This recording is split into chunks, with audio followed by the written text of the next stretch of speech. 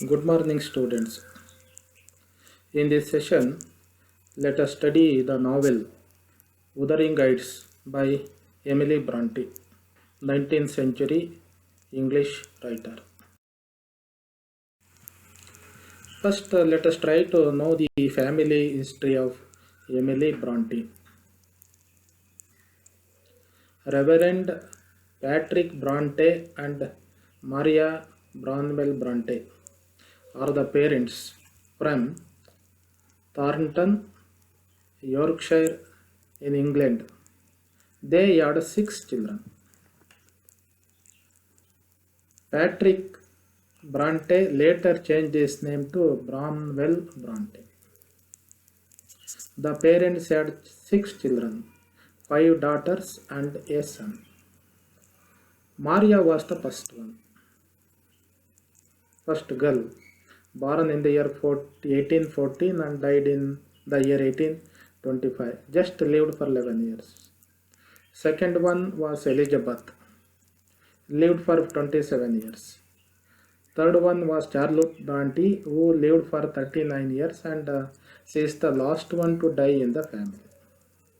Branwell is the only son of the Bronte parents. He lived just for 31 years. Emily Jane Bronte lived for 30 years. And the last daughter, Anne Bronte, lived for 29 years. The family moved to Haworth in 1820. They were there on Thornton, but later they moved to Haworth in 1820 when Emily Bronte was just 2 or 3 years old. And here she first experienced the moors. Moors is an open grassland. The next year, Emily's mother died. Emily Bronte's mother died in the year 1821. Her sister, second sister, Elizabeth, kept house for the family until she herself died in the year 1820. 6 ಜನ ಮಕ್ಕಳಿರ್ತಕ್ಕಂಥ ಕುಟುಂಬದಲ್ಲಿ ಎಲ್ಲರೂ premature ಡೆತ್ತನ್ನು ಅನುಭವಿಸ್ತಕ್ಕಂಥ ಒಂದು ಕುಟುಂಬ. ಅವರ ತಂದೆ ಇನ್ನೊಂದು ಸ್ಥಳಕ್ಕೆ ಬಂದು ನೆಲೆಸ್ತ. ತಾಯಿಯನ್ನು ಕಳ್ಕೊಂಡ ತಕ್ಷಣವೇ the second daughter Elizabeth kept the house for the family until she died in the year 1842. Emily Bronte briefly attended the clergy's daughter school at Cowan Bridge in 1824 and 25 for a short period. ಸುಮಾರು ತಿಂಗಳ ಮಾತ್ರ Emily Bronte ಸ್ಕೂಲಿಗೆ ಹೋಗ್ತಾಳೆ. Thereafter was largely educated at home. ಅದನ್ನು ಬಿಟ್ಟರೆ ಅವಳು ಹೆಚ್ಚಿಗೆ ಮನೆಯಲ್ಲೇ ಶಿಕ್ಷಣ ಪಡೆದಿದ್ದು. Beginning in 1826, the Bronte children, fascinated by some toy soldiers their father had brought home, conceived an imaginary African kingdom called Angria. Later, Emily and Anne invented a separate kingdom in the Pacific called Gonda. The Bronte sisters at home, ಅವರ ತಂದಿರ್ತಕ್ಕಂಥ toy ಸೋಲ್ಜರ್ಸನ್ನು ನೋಡಿ they imagined an African kingdom called Angria and they went on writing stories and poems on them. ಅವ್ರ ಮೇಲೆ poem ಮತ್ತು ಸ್ಟೋರೀಸನ್ನು ಬರೆಯೋಕ್ಕೆ ಪ್ರಾರಂಭ ಮಾಡಿದರು. They all wrote poems and prose sketches about these kingdoms for the rest of their lives. Gondal and Angria. These are the two kingdoms, imaginary kingdoms, on which they went on writing poems and proses throughout their life. ಜೀವನ ಪೂರ್ತಿ creativity came into their life and they went on writing stories and poems on them. Since Emily Bronte was the daughter of a clergyman, like all other siblings, she was doomed to an early death from tuberculosis. ಟ್ಯುಬರ್ಕ್ಯುಲೋಸಿಸ್ಗೆ Emily Bronte ಬಲಿಯಾಗ್ತಾಳೆ. The entire family was doomed. She learn to dwell in her deepest self. Emily ಬ್ರಾಂಟಿಯ ಒಂದು nature ಏನು ಅಂದರೆ she learn to dwell in our deepest self. She was an introvert almost. ತನ್ನ ಒಳಗಡೆನೇ ತಾನು ಆಲೋಚನೆ ಮಾಡೋದು, ಚಿಂತನೆ ಮಾಡ್ತಕ್ಕಂಥ ಕೆಲಸ ಮಾಡಿ ತನ್ನ ಒಳಗಡೆನೇ ತಾನು ಜೀವನ ಮಾಡ್ತಕ್ಕಂಥ ಕೆಲಸ ಮಾಡಿದ. Charlotte the family survivor. Charlotte Bronte is the one who died at last in the family. She was the only survivor in the family. She died at the age of 38 after mourning the death of Emily Bronte aged 30 and her brother's death Bramwell at 31 and Anne the last daughter at 29. ಚಾರ್ಲೋಟ್ ಬ್ರಾಂಟಿನೇ ಕೊನೆಯವರೆಗೆ ಉಳ್ಕೊಂಡಂತ ಇದು. She too died at the age of 38. She mourned the death of all the family members and she was the last one to die. So Emily Bronte completed Wuthering Heights when she was 28. 28ನೇ ವರ್ಷಕ್ಕೇ Emily Bronte ಈ novel Wuthering Heights ಅನ್ನು let us come to the writings of this Emily sisters or Bronte sisters. In the year 1846 a collection of works by Charlotte Bronte, Emily Bronte and Anne Bronte appeared as poems. In the year 1846 these three sisters, Charlotte Bronte, Emily Bronte and Anne Bronte, brought out a collection of poems. ಒಂದು ಪಯಮಿನ ಸಂಗ್ರಹವನ್ನು ಹೊರತರ್ತಾರೆ. By Currer, Ellis and Acton Bell. They are the respective pseudonyms. ಅವರು ತಮ್ಮ ಹೆಸರಲ್ಲಿ ಕವನಗಳನ್ನು publish ಮಾಡಲ್ಲ, ಬೇರೆಯವರ ಹೆಸರಲ್ಲಿ in the name of men they took pseudonyms. ಬೇರೆ ಹೆಸರುಗಳನ್ನು ತಗೊಂಡ್ರು, ಮೆನ್ನಿನ ಹೆಸರುಗಳನ್ನು. Because during the 19th century the writings by the women were not accepted and generally not published and read by the people. ಸಾಮಾನ್ಯ it was a patriarchical society where women were not respected and honoured. ಹಾಗಾಗಿ ಅವರು ಪುರುಷರ ಹೆಸರಲ್ಲಿ in disguise they started writing the poems and got them published. Ellis Charlotte Bronte took the name Currer Bell. Emily Bronte took the name Ellis Bell. Anne Bronte took the name Acton Bell. Bell ಅಂತಕ್ಕಂಥ ಸರ್ನೇಮನ್ನು ಇಟ್ಕೊಂಡು ತಮ್ಮ ಹೆಸರಿನ first letter Charlotte C became Currer, Emily E Ellis, Anne A Acton Bell. They took the pseudonyms like this and got their poems published. Wuthering Heights was written between October 1845 and June 1846. Wuthering Heights ನಾವೆಲನ್ನು Emily Bronte wrote in between 1845 and 1846 and published in December 1847. ಒಂದು ವರ್ಷ ನಂತರ it was published in the year 1847.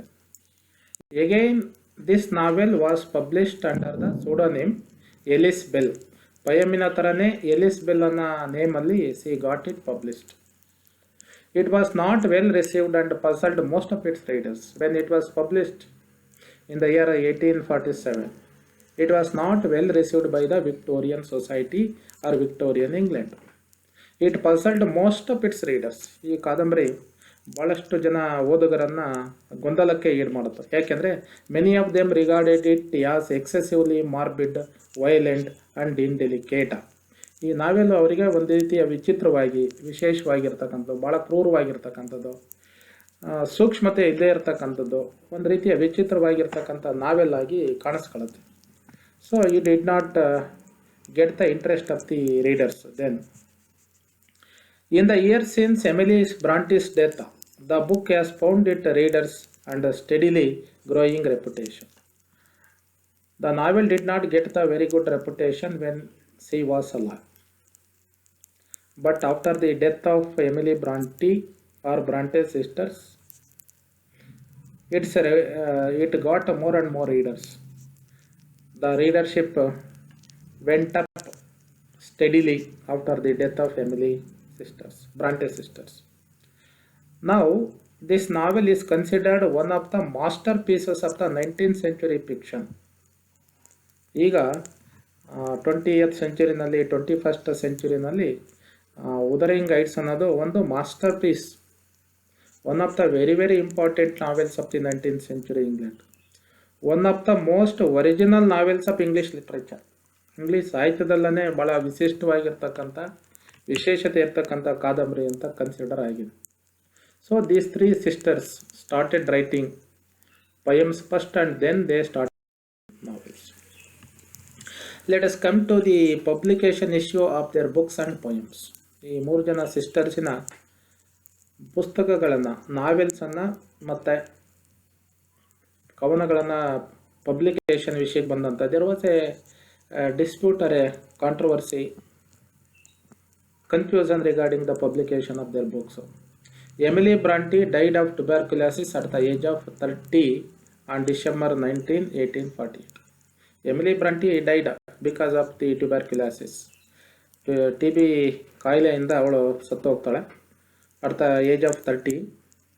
Sometime in July 1847, Wuthering Heights and Agnes Grey Grey, the later by Emily Bronte's sister, Anne. Wuthering Heights by Emily Bronte and Agnes Grey by Anne Bronte. These 2 novels were sent to an obscure British publisher. ಒಬ್ಬ British ಪಬ್ಲಿಷರಿಗೆ ಕಳಿಸ್ಕೊಡ್ತಾರೆ, Thomas Cautley Newby, under the name of Ellis and Acton Bell. ಈ ನಾವೆಲ್ಗಳನ್ನು Wuthering ಹೈಟ್ಸನ್ನು Emily Ellis ಬೆಲ್ಲಿನ ಹೆಸರಲ್ಲಿ, Agnes Grey novel was sent in the name of Acton Bell. ಆದರೆ the publisher wrote back to Currer Bell or Charlotte ಬ್ರಾಂಟಿಗೆ that he would accept the manuscripts of Ellis and Acton Bell on the condition that they would agree to share in the cost of the production. Publisher wrote a letter to Charlotte Bronte, who had sent the manuscripts to the publisher to get them published. He wanted them to share the cost of production. ಅವುಗಳ ಪಬ್ಲಿಕೇಶನಿನ ಕಾಸ್ಟನ್ನು ಸ್ವಲ್ಪ beer ಮಾಡಬೇಕು ಅನ್ನೋ ಉದ್ದೇಶದಿಂದ had return. The sisters had no other options. ಈ ಪಬ್ಲಿಷರನ್ನು ಬಿಟ್ಟು ಬೇರೆ ಕಡೆ ಹೋಗಿ ಮಾತಾಡಿ ಪಬ್ಲಿಷ್ ಮಾಡಿಸ್ಕೊಳ್ತಕ್ಕಂಥ ಅವಕಾಶ ಇಲ್ಲದ್ರಿಂದ the sisters agreed to this financial arrangement. Charlotte Bronte's novel was first published. Jane Eyre was the first novel published by the Bronte sisters. It was published in the year 1847. This novel proved to be a very successful one. The readers accepted it and they were very much impressed by the novel. The publisher got interest in the novels of these 3 sisters. To capitalize on the name of Bell, Bell ಅನ್ನೋ ಹೆಸರು surname ಭಾಳ popular ಆಗಿಬಿಡ್ತು by the novel Jane Eyre, because Charlotte Bronte also got her novel published in the name Currer Bell. So the publisher took interest to capitalize on the name Bell and he accepted to publish the other 2 novels.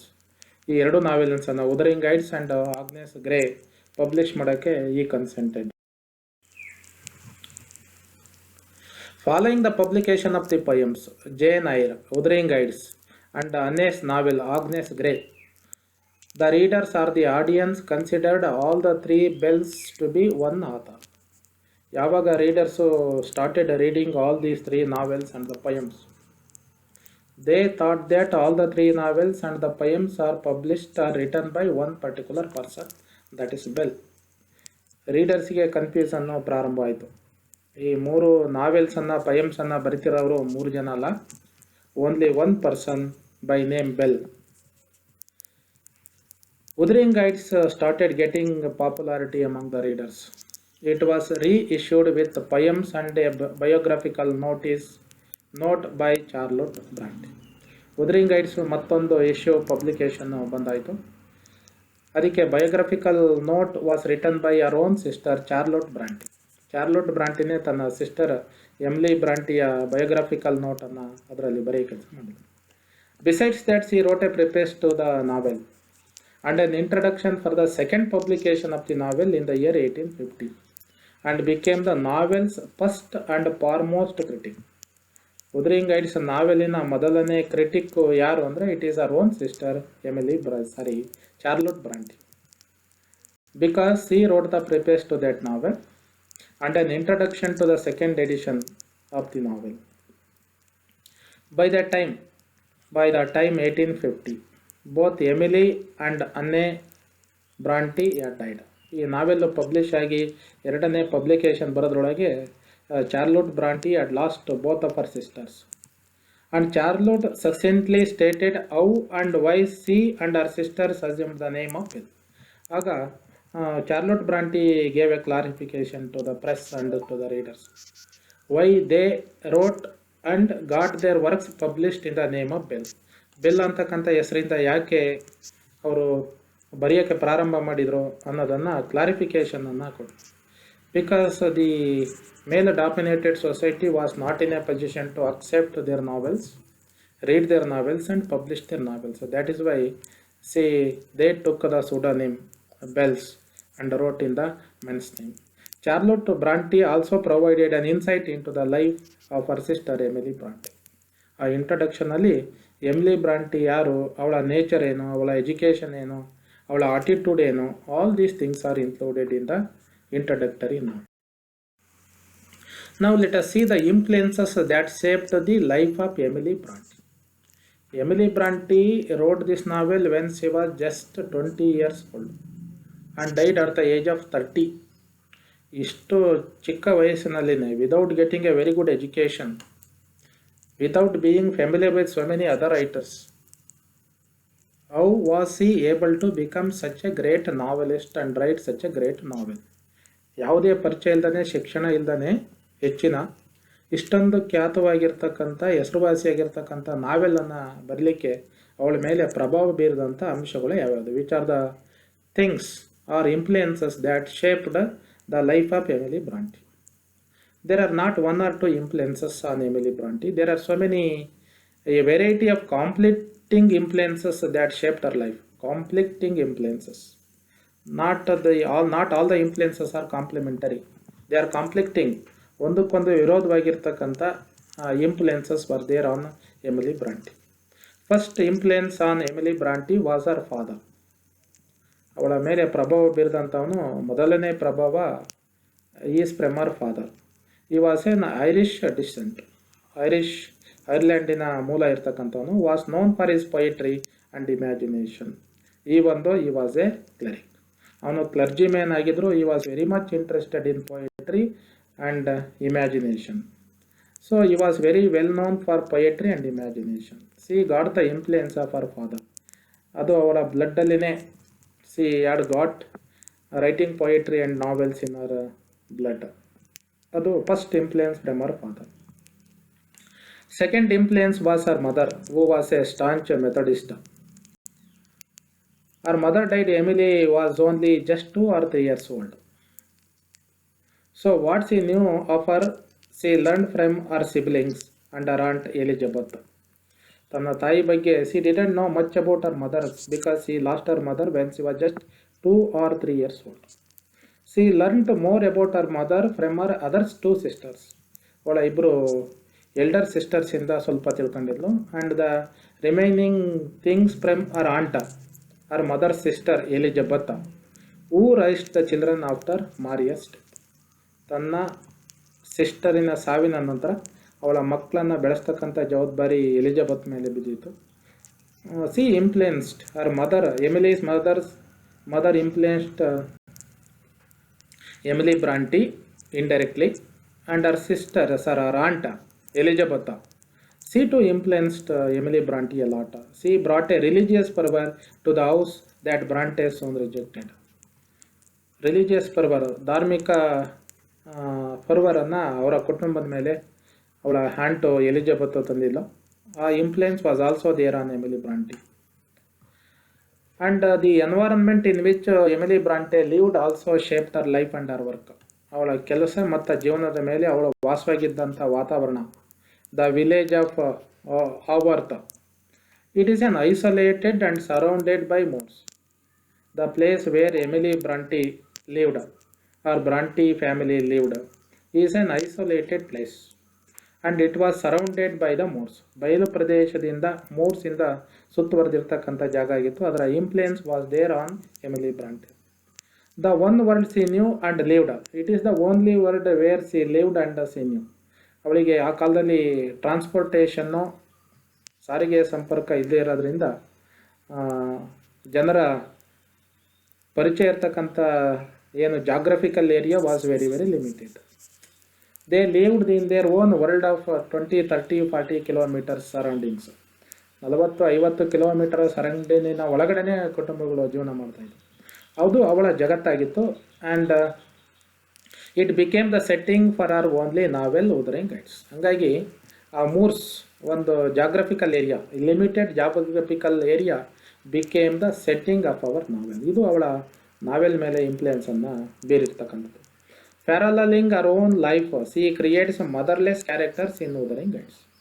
Parallel to our own life, ಅವಳ ಕಾದಂಬರಿನಲ್ಲಿ ತನ್ನ ವೈಯಕ್ತಿಕ ಜೀವನಕ್ಕೆ ಸಮಾನವಾಗಿರ್ತಕ್ಕಂಥ ರೀತಿಯಲ್ಲಿ ಅವಳ ಕುಟುಂಬದ ಜೀವನ ಹೇಗಿತ್ತೋ, ಸಾವುಗಳನ್ನು ಆದಷ್ಟು ಬೇಗ ಸಾವುಗಳನ್ನು ಕಂಡಂಥದ್ದು, ಕಾಂಪ್ಲಿಕ್ಟಿಂಗ್ ಐಡಿಯಾಸು ಇನ್ಫ್ಲುಯೆನ್ಸಸ್ ಇರ್ತಕ್ಕಂಥ ರೀತಿಯಲ್ಲಿನೇ ಅವಳ ಕತೆ, ವುದರಿಂಗ್ ಹೈಟ್ಸ್ನ ಕತೆ. She creates the characters, motherless characters in Wuthering Heights. Bronte sisters lost their mother when they were small children. Similarly in the novel Wuthering Heights most of the characters lose their mothers. ಆ ರೀತಿಯ ಒಂದು ಇದನ್ನು ಅವಳು create ಮಾಡ್ತಾರೆ. That is the influence that we find Emily Bronte. Writing was a means of amusement for the Emily Bronte and Bronte children. Not only for Emily Bronte, even for the other children. After the two oldest sisters died, ಇಬ್ಬರು first to ಡಾಟರ್ಸು ಸತ್ತ ನಂತರ the remaining siblings began writing plays and poems, creating a world called Angria and Gondal. ಮೊದಲೇ ಇಬ್ಬರು sisters they died very young. They did not write anything in their lives. Her brother, who died at the age of 31, was also a writer to some extent. ಆದರೆ ಅವನ writings were not that popular. The remaining 3 sisters, Charlotte Bronte, Emily Bronte and Anne Bronte, went on writing poems, plays and novels. They created the 2 worlds in their writings. ಅವರ ರೈಟಿಂಗ್ಸಲ್ಲಿ 2 ಜಗತ್ತುಗಳನ್ನು create ಮಾಡಿದರು, ಆಂಗ್ರಿಯಾ ಮತ್ತು ಗೋಂಡಾಲ್. These words became little books and sources for later poetry and the prose. ಇದರ ಮೇಲೆ litre poems and prose ಸಾಕಷ್ಟು ಬಂದಿದೆ. Emily Bronte went to school for a short time, but she was not able to stay in the school. ಶಾಲೆ ಕಲಿಯೋಕ್ಕೆ ಹೋಗಿದ್ಲು, ಆದರೆ ಸ್ಕೂಲಲ್ಲಿ ಭಾಳ ದಿನ ಉಳ್ಕೊಳ್ಳೋಕ್ಕಾಗಲಿಲ್ಲ. ಯಾಕೆಂದರೆ possessing a reclusive nature. She was homesick and she wanted to be reclusive. She wanted to be far away from the people. She had a longing and desire for her home on the moors. She always wanted to be in her home on the moors. She had longings and desires. Prompted her to return home after a scant 3 months. She was there in the school just for 3 months. Her longings and desires brought her back home on the moors. Moors ಮೇಲೆ ಇರ್ತಕ್ಕಂಥ ತನ್ನ ಮನೆಗೆ ಅವಳನ್ನು ವಾಪಸ್ಸು ಕರ್ಕೊಂಡ್ಬಂತು. The following year, that is in 1837, she attempted to teach at a school. She wanted to be a teacher in a particular school. This endeavor lasted for 8 months. She became a teacher for just 8 months. She could not handle the stress and again returned home. ಮನೆಯಿಂದ ದೂರ ಇರೋಕ್ಕಾಗಲಿಲ್ಲ. She was not able to handle the stress of teaching and she came back to her home again. She was almost a reclusive lady. ಭಾಳ ರಿಕ್ಲೂಸಿವ್ ಆಗಿರ್ತಕ್ಕಂಥವಳು, ಐಸೋಲೇಷನಲ್ಲಿ ಇರೋಕ್ಕೆ ಬಯಸ್ತಾ ಇದ್ದಂಥ lady. C came back. In 1842 she went with Charlotte to Brussels to study foreign languages. In the year 1842, Emily Bronte along with her sister Charlotte Bronte went to a place called Brussels to study foreign languages and school management. Charlotte Bronte and Emily Bronte went to Brussels to study the foreign languages on the one hand and the school management on the other. Their intention was to open a school in their village. Bronte had success there. ಇಲ್ಲಿ ಅವರು ಸಕ್ಸಸ್ಸನ್ನು ಪಡೆದಿದ್ರು. They had an intention to open a school in their village. But unfortunately, they could not open the school. One of our professors stated, Emily Bronte, our professors told something about Emily Bronte. She had a head for logic and a capability for argument, unusual in a man and rare indeed in a woman. Emily Bronte had a head for logic. Emily Bronte ಆಸಕ್ತಿ logical ಇದೆ and a capability for argument ಮಾಡತಕ್ಕಂಥ capacity ಇದೆ. ಲಾಜಿಕ್ಕಿಗೆ is a suitable candidate for logic. This talent is very unusual in a man and rare indeed in a woman. ಪುರುಷನಲ್ಲೇ ಇಂಥ ಟ್ಯಾಲೆಂಟನ್ನು ಕಾಣೋಕ್ಕಾಗಲ್ಲ, ಅದು ಮಹಿಳೆಯರಲ್ಲಿ ಕಾಣೋಕ್ಕೆ ಸಾಧ್ಯ ಇಲ್ಲ.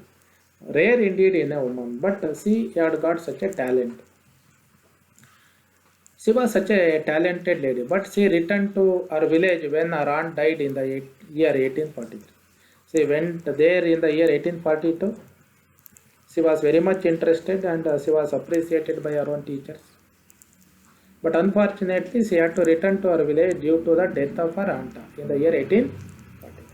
ತನ್ನ ಆಂಟು ತೀರೋಗಿದ್ರಿಂದ ಅವಳು ಅನಿವಾರ್ಯವಾಗಿ ಮತ್ತೆ ಮನೆಗೆ ವಾಪಸ್ ಬರಬೇಕಾಯಿತು. ಹಾಗಾಗಿ ಅವಳ ಲೈಫು ಎರಡು full of ups and downs. Living with her father at the parsonage in the village, Haworth, this became a period of creativity. ಮತ್ತೆ ವಾಪಸ್ ಮನೆಗೆ ಬಂದಳು. ಆ ಟೈಮಲ್ಲಿ without nothing, she had nothing to do at home except taking care of the home and she started writing. Her creativity started when she stayed with her father in the parsonage. ಅವಳು creative writing ಈ ವರ್ಷದಲ್ಲಿ ಪ್ರಾರಂಭ ಆಯಿತು. Although the earliest dated poem is from 1836. ಅವಳ first ಪೊಯಮು ಬರೆದಿದ್ದು 1836, ಭಾಳ ಇನ್ನೂ 10 ವರ್ಷಗಳ ಹಿಂದೆ, ಸುಮಾರು 5-6 ವರ್ಷಗಳ ಹಿಂದೆ ಬರೆಯೋಕ್ಕೆ ಪ್ರಾರಂಭವಾಗಿತ್ತು. ಆದರೆ majority of our poetry that survives was written during this time. ಆದರೆ ಅವಳ ಎಲ್ಲ ಪೊಯಮ್ಸು ಸಿಕ್ಕಿಲ್ಲ. ಸಿಕ್ಕಿರ್ತಕ್ಕಂಥ ಪೊಯಮ್ಸು ಅವಳು ಈ ಸ್ಕೂಲಿಂದ ವಾಪಸ್ ಬಂದಮೇಲೆ, ಹೈಯರ್ ಸ್ಟಡೀಸ್ಗೆ ಹೋಗಿ ವಾಪಸ್ ಬಂದ ನಂತರ ಬರೆದಿರ್ತಕ್ಕಂಥ ಡೇಟಿನ ಪೊಯಮ್ಸ್ ಆದ್ರಿಂದ. Let us see the career highlights. ಅವಳ ವೃತ್ತಿ ಜೀವನದ ಹೈಲೈಟ್ಸ್ ಏನು? Emily Bronte was a product of our environment and this directly influenced her. We know that very well. Emily ಬ್ರಾಂಟಿಗೆ ಅವಳ environment, the surrounding that influenced her a lot, ಅದರ ಮೇಲೆ ಭಾಳಷ್ಟು ನೇರವಾದ ಪ್ರಭಾವವನ್ನು ಬೀರಿತು. She had no close friends in her life. ಯಾರೂ close friends ಇರಲಿಲ್ಲ. It was an isolated place. She was very much interested in mysticism. ಮಿಸ್ಟಿಸಿಸಮಲ್ಲಿ ಅವಳಿಗೆ ಭಾಳಷ್ಟು ಆಸಕ್ತಿ ಇತ್ತು. And she enjoyed our solitude outdoors. ಒಂಟಿಯಾಗಿರೋಕ್ಕೆ ಬಯಸ್ತಾ ಇದ್ರು. All of these elements grace both our poems and Wuthering Heights. ಅವಳ ನಾವೆಲಲ್ಲಿ ಮತ್ತು ಅವಳ ಕವನಗಳಲ್ಲಿ, ಪೊಯಮ್ಸಲ್ಲಿ we find all these elements. Emily Bronte first and foremost as a poet. Emily Bronte first and foremost is a poet. Even though she is very popular as a novelist, basically she is a poet. We find her poetic nature in the novel Wuthering Heights. Wuthering Heights ಅಲ್ಲೂ ಅವಳ poetic ನೇಚರನ್ನು, ಅವಳ language ಇದನ್ನೆಲ್ಲ ನೋಡ್ತಾ ಹೋದರೆ we come to know that she has a very good poetic talent in that. In 1845, Charlotte found some of the poetry that Emily had been writing and eventually persuaded her to attempt to publish her work. In the year 1845, her sister Charlotte Bronte found some of her poems and persuaded Emily Bronte to get them published. Charlotte ಬ್ರಾಂಟಿಗೆ Emily Bronte poems ಬರೀತಿದ್ದಾಳೆ ಅಂತ ಗೊತ್ತಾಯಿತು. ಅವಳನ್ನು ಒತ್ತಾಯ ಮಾಡಿದ್ಲು ಅವನ್ನು publish ಮಾಡು ಅಂತ. Later the 3 sisters, Charlotte Bronte, Emily Bronte and Anne Bronte published a collection of poems under the male names of Currer Bell, Ellis Bell and Acton Bell ಅನ್ನೋ ಹೆಸರಲ್ಲಿ, ಪುರುಷರ ಹೆಸರಲ್ಲಿ got their poems published. Each took a pseudonym each pseudonym begins with the same consonant as the writer's name. ಅವರ writer's name ಥರನೇ Currer Bell, Currer Charlotte she, Emily Ellis Bell, Anne Acton Bell. The sisters pay to have the collection publish. We came to know that ಪಬ್ಲಿಷರಿಗೆ ಹಣ ಕೊಟ್ಟು they got their poems and novels. Now let us come to the frame of the novel. Before studying the novel, let us try to know the framework of the novel Wuthering Heights. Wuthering Heights novel ಏನು, ಯಾವುದ್ರ ಮೇಲಿದೆ, ಅದರ framework ಏನು, why that novel has become very very popular all over the world, why people are very much interested in that particular novel. This lyrical prose has a distinct structure and a style. It is a lyrical prose. It is not a novel in prose. It is a lyrical prose. ಕವನದ ರೂಪದಲ್ಲಿ ಇರ್ತಕ್ಕಂಥ ಒಂದು ಕಾದಂಬರಿ. It has a distinct structure. It is very unique in it structure. ಅದರ ರಚನೆಯಲ್ಲಿ ಬಹಳ ವಿಶಿಷ್ಟತೆಯನ್ನು ಇರ್ತಕ್ಕಂಥದ್ದು. Narration ಸ್ಟೈಲಲ್ಲಿ ವಿಶೇಷತೆ ಇದೆ. ಅದರ structure and style is totally different from the other novels. And it is written in a lyrical prose style. ಅದರ writing, language ವಿಶಿಷ್ಟವಾಗಿದೆ. That is one of the very very important factor on this novel. And Wuthering Heights is about the ordered pairs. There is a fair comparison and a contrast. There are two households in the novel. ಇದರಲ್ಲಿ ನಾವೆಲಲ್ಲಿ ಎರಡು house words ಇದೆ, estates ಇದೆ. ಒಂದು Wuthering Heights and another one is a Thrushcross Grange. Two house words or two estates are there, and we come across two generations of people and two pairs of children. ಎರಡು ತಲೆಮಾರಿನ ಜನ ಎರಡು ಎಸ್ಟೇಟಲ್ಲಿ ಮತ್ತು two pairs of children ಈ ನಾವೆಲಲ್ಲಿ ಕಾಣಿಸ್ಕೊಳ್ಳೋದು. The story is about the two households or estates and two generations and two pairs of children. ಎರಡು ಎಸ್ಟೇಟ್ಗಳು, ಎರಡು ತಲೆಮಾರುಗಳು ಮತ್ತು ಎರಡು ಪೈರ್ಸ್ ಆಫ್ ಚಿಲ್ಡ್ರನ್ನಿನ ಮೇಲೆ ಇರ್ತಕ್ಕಂಥ ಒಂದು story. Each household has a male and female with a counterpart ಅರ್ಥ ಅದ. ಈಚ್ ಹೌಸ್ ಹೋಲ್ಡಲ್ಲಿ ಮೇಲ್ ಮೆಂಬರ್ಸ್ ಇದ್ದಾರೆ ಮತ್ತು ಫೀಮೇಲ್ ಇದ್ದಾರೆ and they have the counterparts. ಇಲ್ಲೊಬ್ಬರು ಮೇಲ್ ಇದ್ದರೆ ಅಲ್ಲೊಬ್ರು ಇದ್ದಾರೆ, ಇಲ್ಲೊಬ್ಬರು ಲೇಡಿ ಇದ್ದರೆ ಅಲ್ಲೊಬ್ಬರು ಲೇಡಿ ಇದ್ದಾರೆ. Similarly there is a counterparts in the house. Some critics dismiss the plot as the second generation character as the being a simple retelling of the first story. The novel has two parts, first part and the second part. Majority of the critics are the people or readers opine that the second part is the retelling of the first part. ನಾವೆಲಿನ ಎರಡನೇ ಭಾಗ ಏನಿದೆ ಅದು ಮೊದಲನೇ ಭಾಗದಲ್ಲಿ ಏನು ಕತೆ ಇದೆಯೋ ಅದೇ ಕಥೆಯನ್ನು ಹೆಚ್ಚು ಕಡಿಮೆ more or less the same story is repeated ಅಂತಕ್ಕಂಥ opinion is expressed by most of the critics or the readers. However, in doing so, they are dismissing the entire second half of the book. We cannot accept it. ಅದನ್ನು ಅಷ್ಟು ಸುಲಭವಾಗಿ ಒಪ್ಪಕ್ಕಾಗಲ್ಲ. The second part has its own message and it has its own frame and it has its own story. Each of the two main story lines of the two generation comprises 17 chapters each. First part consisting of 17 chapters. Second part consists of another 17 chapters. So the novel consists 34 chapters. 34 chapters ಇದೆ. First part consists of 17 chapters and the second part consists of 17 chapters. The second half is not just a retelling but rather a revising, a form of renewal and rebirth. Second part of the novel is not just the retelling of the first part, but it is revising, renewal and rebirth of the first part. ಅದನ್ನು revise ಮಾಡಿರ್ತಕ್ಕಂಥ ಒಂದು ಇದು. An important contemporary novel for two reasons. Wuthering Heights is a very important contemporary novel, contemporary 19th century novel for two important reasons. ಎರಡು ಮುಖ್ಯ ಕಾರಣಗಳಿಗಾಗಿ ಅದು 19th centuryಯ ಒಂದು important novel ಆಗಿದೆ. First one, its honest and accurate portrayal of life during the early era provides a glimpse of history. 19th centuryಯ first ಪಾರ್ಟಲ್ಲಿ honest and accurate portrayal of life, ಇಂಗ್ಲೆಂಡಿನ 19th centuryಯ ಮೊದಲನೇ ಭಾಗದ ಇತಿಹಾಸವನ್ನು ಭಾಳ ಪ್ರಾಮಾಣಿಕವಾಗಿ ಮತ್ತು ಅಕ್ಯುರೇಟ್ ಆಗಿ portrayal of life is given in the novel. It gives the glimpse of the British history of the early part of the 19th century. 19ನೇ ಶತಮಾನದ ಮೊದಲನೇ ಭಾಗದ ಇಂಗ್ಲಿಷ್ ಇತಿಹಾಸದ ಚಿತ್ರಣವನ್ನು ಕೊಡುತ್ತೆ. The portray second one is the portrayal of women society and the class bear witness to a time that is foreign to contemporary readers. The portrayal of the women, ಅದರಲ್ಲಿ ಮಹಿಳೆಯರ ಚಿತ್ರಣ, ಸೊಸೈಟಿ ಚಿತ್ರಣ, class ಸ್ಟ್ರಕ್ಚರಿನ ಚಿತ್ರಣ ಏನಿದೆ ಅದು contemporary ರೀಡರ್ಸಿಗೆ ಒಂದು clear ಚಿತ್ರಣ. Bronte uses the characters to explore the themes of in the novel Wuthering Heights. Emily Bronte uses the characters in the novel to explore the themes, the following themes.